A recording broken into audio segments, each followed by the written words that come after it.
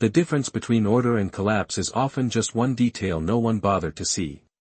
The steam rose slowly from Commander James Carter's coffee, curling into the cold morning air like something alive, something trying to warn him, but he didn't notice. He was already reading the report in his hand, numbers, names, temperatures, all precise, all controlled, and yet something beneath it felt wrong, something just outside the reach of protocol, beyond the neat lines of military logic. The camp stretched across 20 acres of frozen ground, fences sharp against a pale sky. Watchtowers silent, everything exactly as it should be, and still men were falling ill, one at first, then 3, then 7, not dramatically, not violently, just quietly, as if the strength had been pulled out of them overnight. Carter had seen illness before, supply issues, fatigue, mismanagement. There was always an explanation, always a system to correct it. That was what he believed, what he had built his command on. Structure, order, control. He took a sip of his coffee, bitter, strong, familiar, the kind of taste that grounded a man, reminded him the world still made sense. Beyond the administration building, prisoners moved in slow lines, boots crunching over frost, guards watching with the same practiced distance, nothing out of place, nothing worth a second look, except there was, though no one had said it out loud yet, not in reports, not in briefings, not in the careful language of military documentation, but it lingered in the air like the cold itself, persistent. Creeping, unnoticed until it was too late, inside the medical tent, a young German woman stood near the edge of the room, not speaking, not drawing attention, her hand steady as she wiped down a metal surface, her movements precise, almost methodical in a way that didn't match the quiet chaos around her. Elena Weiss had arrived months earlier, processed, documented, assigned, like all the others. Just another name in a long list, and yet she watched differently, not with fear, not with defiance, but with something quieter, something sharper, her eyes moving from patient to patient, then to the water container stacked near the back wall, then to the doorway where soldiers came and went. She said nothing, not yet, because no one had asked, and in a place like this, where rank defined reality, silence was often mistaken for absence. Carter stepped out onto the porch, the wooden boards creaking under his boots. He checked his watch, 0700 hours, everything on schedule, everything accounted for, and still, somewhere behind him, behind the reports and the routines, behind the confidence he carried like a uniform, something had already begun to shift, something small, almost invisible, waiting for the moment when it could no longer be ignored. By mid-morning the pattern had deepened, not louder, not chaotic, just steady. Like something keeping time beneath the surface. Another man sat down where he should have been standing, another cup of water left half finished beside a bench. Carter noticed the numbers first because numbers did not lie. 12 cases now, then 15, all within the same 24-hour window. He stood inside the command office with the door half open, the cold air slipping in, carrying with it the faint smell of metal and damp wood. Lieutenant Harris spoke quietly from across the table, suggesting fatigue, suggesting exposure, suggesting anything that could fit inside a report. Carter listened, nodded once, and dismissed each explanation with the same calm certainty, because none of them aligned cleanly, none of them followed a pattern he could trust. Outside, routine continued, boots moved, orders were given, the system held, at least on the surface. Inside the medical tent Elena Weiss moved between cots with the same measured pace. She counted without writing, observed without speaking. One man had arrived at dawn, another just before sunrise, both from different work details, different barracks, no direct contact, and yet the timing overlapped in a way that felt deliberate. She paused near the water containers again, 5 large metal barrels lined against the back wall, each marked, each rotated according to schedule. She touched the side of one lightly, not enough to draw attention, just enough to feel the temperature, cooler than expected, recently filled. She looked toward the doorway where a guard carried in another container, placed it beside the others, and left without a word. Elena followed the motion with her eyes, then shifted her attention to the small tin cups stacked nearby, some clean, some not yet returned. The details were small, almost invisible, but they connected, not in a straight line, not in a way that could be explained quickly, but in fragments. Like pieces waiting to be aligned, she reached for a cloth and continued working, because speaking too early would mean being ignored, and being ignored would mean losing the moment entirely. Carter stepped out again, this time without his coffee, the cup remained on the desk, untouched, the steam long gone. He walked toward the medical tent with purpose that did not yet have a name, just a pressure building beneath his decisions, something unresolved. As he entered, the air felt different, heavier, quieter, conversations lowered, movements slowed. He scanned the room quickly, trained to assess, to prioritize, to act, but nothing presented itself clearly, no single point of failure, no obvious breach, just a series of small inconsistencies that refused to form a complete picture. Elena noticed him the moment he stepped inside, not because he was loud, but because everything adjusted around him. She watched him for a second longer than necessary, then lowered her gaze again, her hands continuing their work, but her mind already moving ahead. Connecting time, movement, and source. Carter turned slightly, his eyes passing over her without pause, not dismissive, just unaware, and that was enough, for now, because the detail he needed was already there, already forming, waiting for the exact moment when silence would no longer be possible. The first note appeared where no one expected it, folded once, placed beside a clipboard on Carter's desk as if it belonged there. As if it had always been part of the system. He picked it up without urgency, just another piece of paper in a morning filled with them, but the handwriting was different, precise, careful, not rushed, not official. Check the water rotation at 0600, it read, nothing more, no signature, no explanation. Carter glanced toward the open doorway, the camp moving as it always did, nothing out of place, nothing demanding immediate concern. He set the note down, almost dismissing it, almost letting it disappear into the routine, but something about the timing stayed with him. 0600, he checked his watch again, the same watch he had trusted through every operation, every decision, its steady ticking now louder than it should have been. He stepped outside, the cold sharper now, cutting through the stillness. He walked toward the supply area where the water barrels were managed. 2 soldiers stood nearby, talking quietly, their breath visible in the air.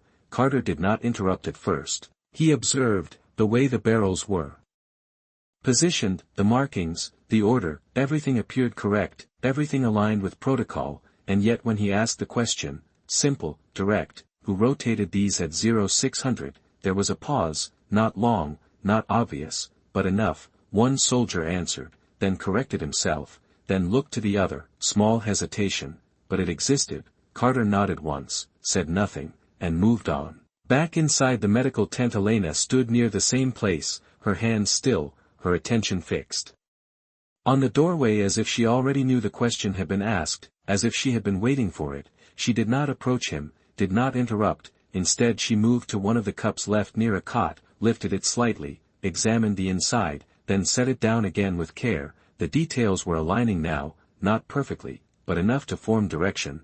Carter returned to his office, the note still on his desk. He read it again, slower this time, not as instruction, but as observation. Someone had seen something, someone had connected it before he had, and that realization settled quietly, heavier than any report. He looked toward the door, toward the camp beyond it, then back at the paper, and for the first time that morning, he did not reach for his coffee. He reached for the schedule instead, tracing the movement of supplies, the timing, the distribution, and there it was, not obvious, not written as a problem, but present, a slight shift at the exact hour the note mentioned, a deviation small enough to ignore, unless someone had been watching closely, very closely. Carter exhaled slowly, the air steady, controlled, but something in him had already changed, not the system, not yet, just his attention, sharpened now, focused on the detail he had nearly overlooked. And somewhere in the same building, Elena lowered her gaze again, not because she was uncertain, but because she knew the moment had begun, and it would not wait much longer. Carter did not call a meeting, he did not raise his voice, he simply changed where he stood. That was the first difference. By early afternoon he positioned himself near the water distribution point, not as a commander overseeing, but as a man watching, measuring. The barrels arrived on schedule, rolled in across the packed ground, metal against wood, the sound dull and ordinary. 2 soldiers handled the transfer, one checked the markings, the other logged the time. Everything appeared correct, again, always correct. Carter said nothing, he let the routine unfold, because routine revealed more when it was not interrupted. Minutes passed, then another group approached with cups, filling them quickly, efficiently, moving on. Carter's eyes followed the sequence, not the people, but the order, the timing, the small pauses between actions. And then he saw it, not clearly, not dramatically, just a slight break in rhythm. One barrel was opened sooner than it should have been, not by much, not enough to raise alarm, but enough to matter if someone had been counting. He checked his watch, the same second hand sweeping forward without hesitation. 0600 had passed hours ago, but the pattern it created was still active, still repeating. Back inside the medical tent Elena moved with the same calm precision. But her attention had shifted, she was no longer observing to understand. She was waiting to confirm. Another patient arrived, same symptoms, same timing. She looked toward the entrance instinctively, not searching, just aligning what she already knew. Carter stepped inside moments later, his presence quieter now, less certain in its authority, more focused. He did not look at her immediately. He moved to the nearest chart, reviewed it quickly, then another, the information consistent. Too consistent. He turned slightly, and this time his eyes paused when they reached her, not because she had spoken, but because she had not, because in a room full of movement, she was still, and that stillness held something deliberate, something chosen. He walked toward her, not quickly, not dramatically, just enough to close the distance. "You wrote the note," he said, not a question, not an accusation, just a statement placed carefully between them. Elena lifted her eyes, steady, direct. "Yes," she answered. Her voice quiet but clear, no hesitation, no explanation. Carter waited, a second, maybe two, expecting more, expecting justification, but none came. She did not fill the silence, she did not try to persuade him, she simply held the space, and in that space, something shifted again. Carter glanced toward the water containers visible through the tent opening, then back at her. "Say it," he said finally, not as an order, but as a request he had not planned to make. Elena took a breath, not deep, not dramatic, just enough. "It is not the water itself," she said, each word measured. "It is when it is used." Carter frowned slightly, not in doubt, but in calculation. "Explain," he said. Elena shook her head once, small, precise. "No time," she replied, then added, "Change the order, delay one barrel by 30 minutes, the pattern will break." The words hung there, simple, almost too simple. Carter looked at her for a long moment. The kind of look that weighed risk against instinct, protocol against something less defined. Outside, the routine continued, unaware, unchanged, but inside that moment, the system stood still, waiting for a decision that would not be written in any manual. Carter did not answer her immediately. He turned instead, stepping out of the tent into the cold air where decisions felt clearer, where the weight of command settled back onto his shoulders. The camp moved as it always had, predictable, structured, dependable, and yet now every movement carried a question. He checked his watch again, the second hand cutting forward with quiet certainty. 30 minutes, that was all she had asked for, not a new system, not an overhaul, just a delay, a break in timing, something so small it felt almost insignificant, and yet it stood against every instinct he had been trained to trust. Protocol existed for a reason, deviation created risk, unnecessary risk. He had repeated that principle for years, enforced it, relied on it, but standing there now, watching the same barrels, the same sequence, the same pattern unfolding, he realized something else. The system only worked when the pattern was understood, and right now, it was not. He walked toward the distribution point again, his steps measured, deliberate. The soldiers straightened slightly when they saw him approach, waiting for instruction, for correction, for confirmation. Carter stopped a few feet from the nearest barrel, his eyes moving over the markings, the schedule board, the hands preparing to continue. "Exactly as they had all day." "Hold," he said, the word quiet but absolute. The movement stopped instantly, cups paused midair, hands hovered. The routine broke not with force, but with absence. Carter glanced at his watch, then back at the barrel, calculating, aligning what he had seen with what she had said. 30 minutes, he exhaled slowly, not uncertainty, but decision. "Delay this one," he added, gesturing to the barrel that would have been opened next. One soldier hesitated, just slightly, not questioning the order, but adjusting to it. Carter noticed, but did not respond, because hesitation was part of change, and change was now necessary. The barrel remained closed, the sequence shifted, not dramatically, just enough. Minutes passed, then more. The cold air settled again, the routine reformed around the new timing, but something had already altered beneath it. Carter stayed where he was, watching, not as a commander enforcing, but as a man.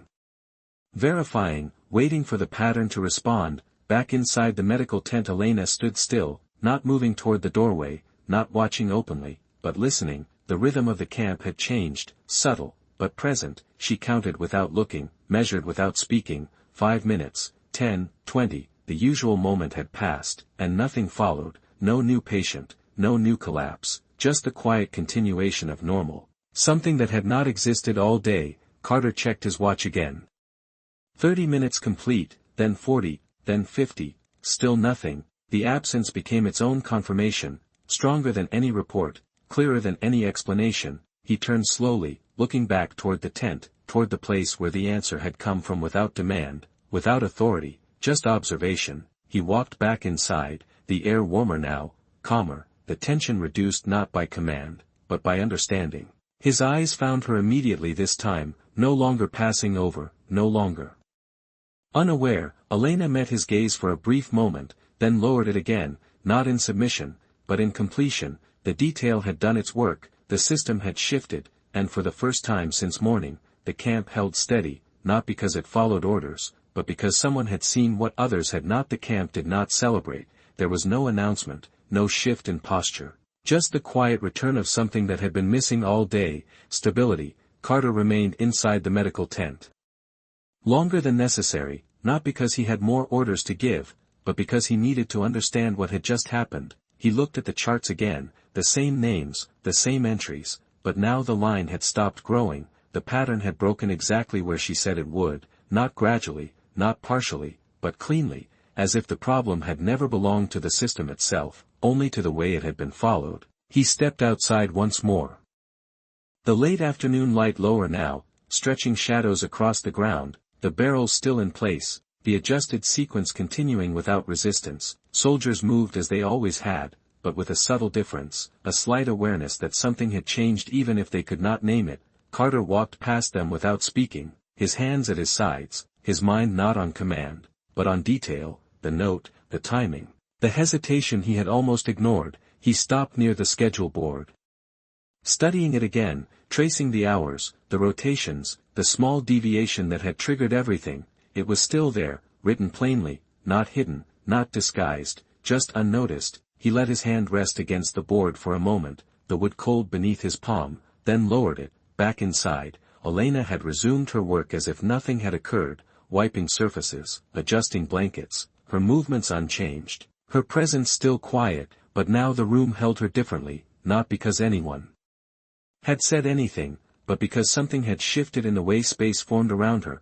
Carter entered and did not go to the charts this time. He went directly to her, stopping a few feet away, close enough to speak without raising his voice. "You knew before the first report," he said, again not a question. Elena looked up, meeting his eyes briefly. "I saw the pattern," she replied, simple, exact. Carter nodded once, then asked, "Why not say it sooner?" The words came out measured, not accusing, but searching. Elena paused for a moment, not uncertain, just choosing. "Because you would not have heard it," she said, her voice steady, no edge, no judgment, just fact. Carter held her gaze a second longer, then looked away, not in dismissal, but in recognition, the truth of it settling without resistance. Outside, the camp continued, unchanged in appearance, but no longer fragile beneath the surface. Carter took a breath, slow, controlled, the kind that marked a decision not written in orders. He glanced once more toward the water distribution area,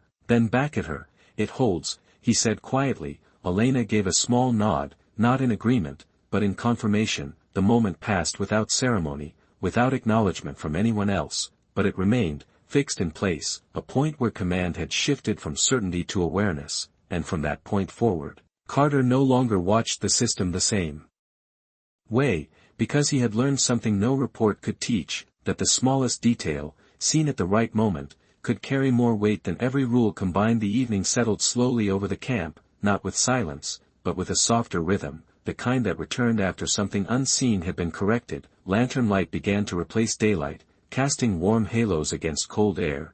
Carter stood alone outside the administration building, his jacket pulled tight, the same watch ticking steadily against his wrist. but now he checked it less for control and more for reference. Time had shifted from something he commanded to something he observed. He watched the final water rotation of the day, the adjusted sequence holding without resistance, no hesitation now. The soldiers had adapted, not because they understood why, but because the results spoke clearly enough. Carter's gaze followed the movement without tension. The pattern remained broken, and in that absence of disruption, a new kind of order had formed, quieter, more precise. He turned and walked back toward the medical tent, his step slower than before, not burdened, but deliberate. Inside, the air carried a different weight, lighter, conversations no longer whispered, movement no longer measured against uncertainty. Elena stood near a table, organizing instruments with the same steady hands. Nothing about her had changed. No expression of recognition, no shift in posture, just continuity. Carter paused at the entrance for a moment, watching her, not as a commander assessing, but as a man recalibrating what he understood. He stepped inside and approached without announcing himself, stopping beside the table, close enough to speak, but not close enough to interrupt. "You saw it in the timing," he said quietly. Elena did not look up immediately. She finished placing one instrument, then another, aligning them carefully before answering. "Timing reveals what structure hides," she said, her voice calm. Unforced, Carter absorbed the words without response, turning them over not as theory, but as something already proven. He glanced toward the water containers visible through the far opening, then back at her. "It could have been missed," he said, more to himself than to her. Elena nodded slightly. "It almost was," she replied, and there was no accusation in it, only acknowledgement. Carter let out a slow breath, the kind that marked acceptance rather than release. He rested his hand briefly on the edge of the table, feeling the solid wood beneath his fingers. Something real, something grounded. "You changed the outcome," he said, not formally, not as praise, but as fact. Elena finally looked at him, meeting his eyes for a moment. "No," she said softly, "I noticed it." The distinction hung in the space between them, quiet but exact. Carter held that moment a second longer, then gave a small nod, not authority, not dismissal, but recognition. Outside, the camp lights flickered on one by one, steady points. Against the dark, the system remained, intact, functioning, but no longer unquestioned. Carter stepped back, turning toward the door, his movements unchanged to anyone watching, but something within him had shifted permanently. As he walked out into the night air, he did not look for problems, he looked for patterns, and somewhere behind him, Elena returned to her work, unseen again, but no longer unrecognized. The night did not bring questions, it brought clarity, the kind that settled slowly into the edges of things. Carter sat alone at his desk with the lamp casting a narrow circle of light, the same coffee cup untouched beside him, cold now, forgotten. The reports spread out in front of him no longer felt complete, not because they were wrong, but because they were limited. They showed what had happened, but not why it had almost gone unseen. He picked up the folded note again, the paper slightly worn at the crease. Simple, precise, check the water rotation at 0600. Nothing more, no explanation, no authority, just observation, and yet it had carried more weight than every formal report combined. He set it down carefully, not as evidence, but as a reminder. Outside the window the camp lights held steady, no movement out of place, no disruption, just order. But now he understood that order was not the same as awareness. The system could function perfectly and still miss what mattered. He leaned back slightly, his eyes closing for a brief moment, not from exhaustion, but from recalibration. When he opened them again, he did not look at the reports, he looked at the gaps between them, the spaces where detail could disappear, the hours that passed without question, the assumptions that went untested, and in those spaces, he saw the same thing Elena had seen, not because he had learned her method, but because he had accepted that it existed, that it mattered, that it could not be replaced by rank or routine. The next morning came with the same cold air, the same structured movement, but Carter walked the camp differently, slower, not inspecting, but observing. He paused at the water distribution point again, not to correct, but to confirm. The new sequence held, the barrels opened in adjusted order. The timing no longer aligned with the previous pattern, and the absence of illness continued, quiet, consistent. He nodded once to himself, not satisfaction, but acknowledgement. Inside the medical tent Elena was already at work, as she always was. No announcement, no recognition, just continuity. Carter entered without hesitation this time, his presence no longer shifting the room, because the room had already changed. He walked past the charts, past the cots, directly to where she stood, and for a moment, he said nothing. Not because he did not know what to say, but because the moment did not require it. Elena continued her work, aware of him, but not waiting. The silence between them held a different weight now, not distance, not hierarchy, but understanding. Carter finally spoke, his voice even. From now on, I want every rotation logged twice, once by schedule, once by observation. Elena paused briefly, then nodded, not as acceptance of an order, but as recognition of its necessity. Carter glanced toward the water containers, then back at her. If you see something again, he added, you do not.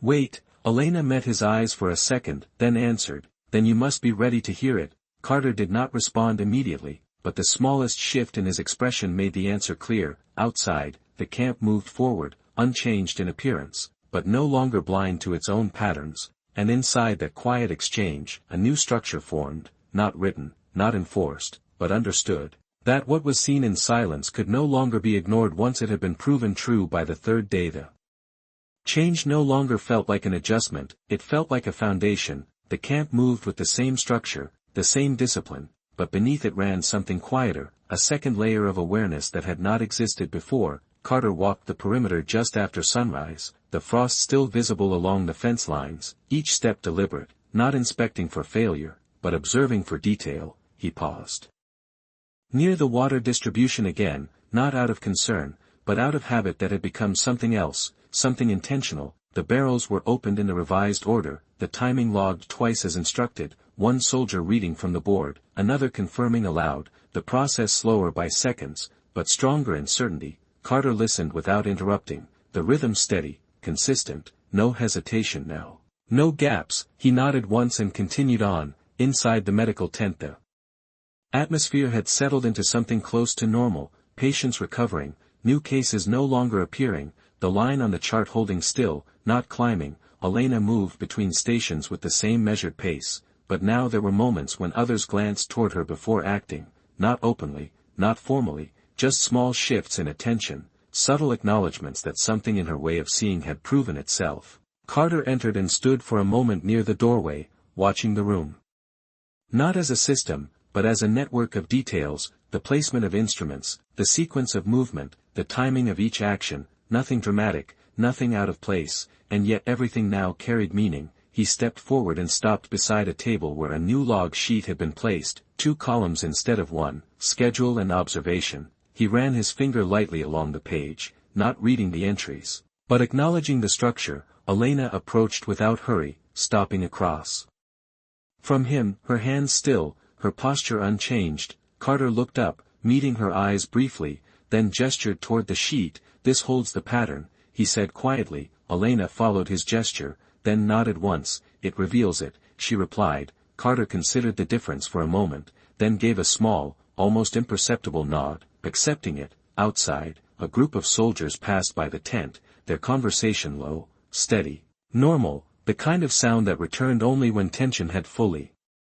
left. Carter listened to it for a second, then looked back at her. There will be other things, he said, not as warning, but as certainty. Elena did not respond immediately, she simply looked toward the open doorway where the camp extended beyond sight, then back at him. There always are, she said, her voice even. Carter exhaled slowly, not burdened, but grounded. He understood now that the system did not fail because it was weak, it failed because it assumed it could see everything, and that assumption had nearly cost more than any report would have shown. He stepped back from the table, his posture unchanged to anyone watching, but his attention permanently altered. As he turned to leave, he paused for a fraction of a second, then spoke without looking back. Next time, you do not write a note. Elena's voice followed, calm, precise. Next time, you will already be looking. Carter did not answer, but the silence that followed carried agreement, and as he stepped out into the morning light, the camp continued,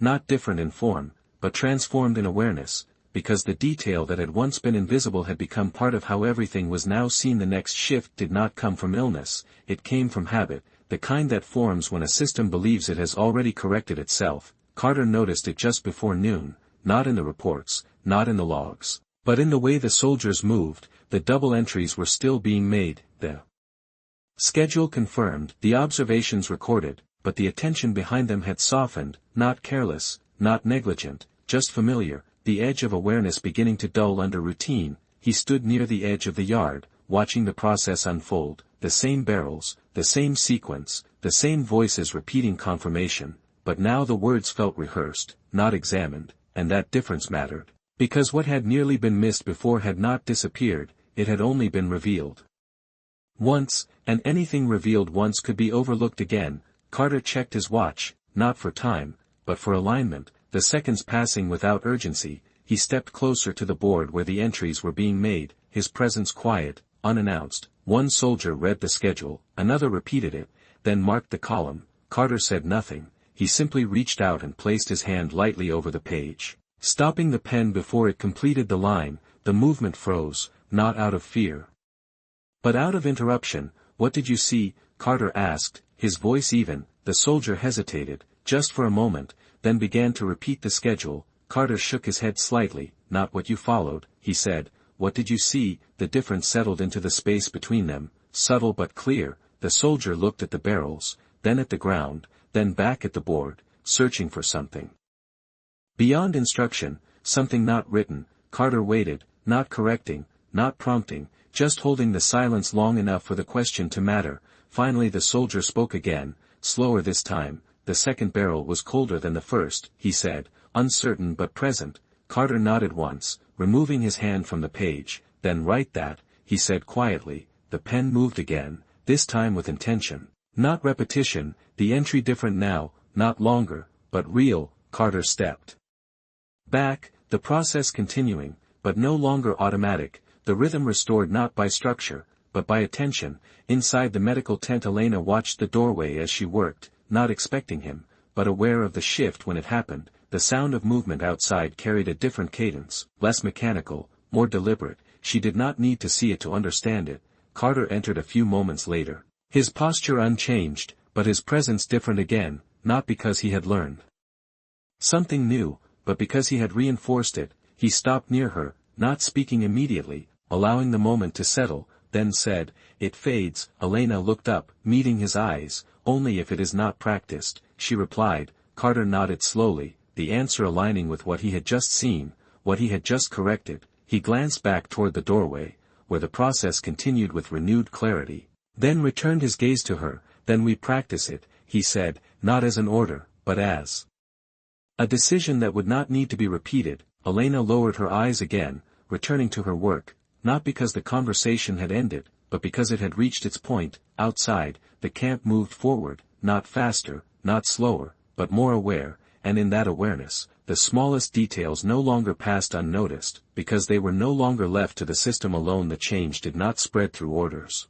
It spread through moments, small, almost unnoticeable shifts in how things were done. Carter saw it in the way a soldier paused before writing, in the way another looked twice at a barrel before opening it, in the way silence was no longer empty but filled with consideration. The camp still followed structure, still moved with discipline, but now there was space inside it, space for observation, for doubt, for awareness, and that space made everything stronger, not weaker. Carter stood near the edge of the yard again, the same position he had taken days before, but the view felt different now, not because the camp had changed, but because he no longer looked for errors to correct, he looked for details to understand. The difference was quiet, but it altered everything. A soldier approached the water station, lifted a cup, then paused, just for a second, his eyes narrowing slightly as he examined the surface. Carter noticed, said nothing. The soldier set the cup down, reached for another, then continued, the movement small, almost insignificant, but it held weight. It meant the pattern was being seen, not assumed. Inside the medical tent Elena continued her work, the same steady rhythm, the same precise movements, but now there were moments when others mirrored her pace, not copying, but aligning, as if something in her method had begun to influence the room without being taught.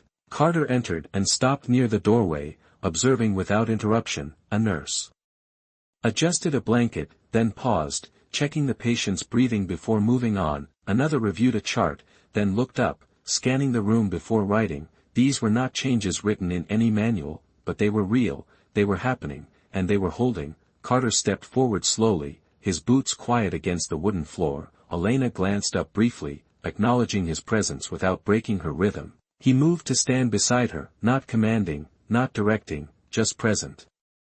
"It is different," he said, his voice low. Elena did not answer immediately. She finished aligning a set of instruments, then looked toward the room, her gaze moving across the same details he had just observed. "They are seeing," she said simply. Carter nodded once, the words fitting exactly, not more, not less. He looked at the table beside them, at the tools arranged with care, each one placed with intention, nothing extra, nothing missing. "It holds because it is quiet," he said, more to himself than to her. Elena glanced at him, then back at the room. "It holds because it is practiced," she corrected gently. Carter accepted the correction without response, because he understood it now. Outside, the camp continued its routine, but no longer on autopilot. Every movement carried a trace of attention, every action a moment of choice, and in those choices, the system became something more than structure. It became awareness. Carter stepped back from the table, his eyes moving once more across the room,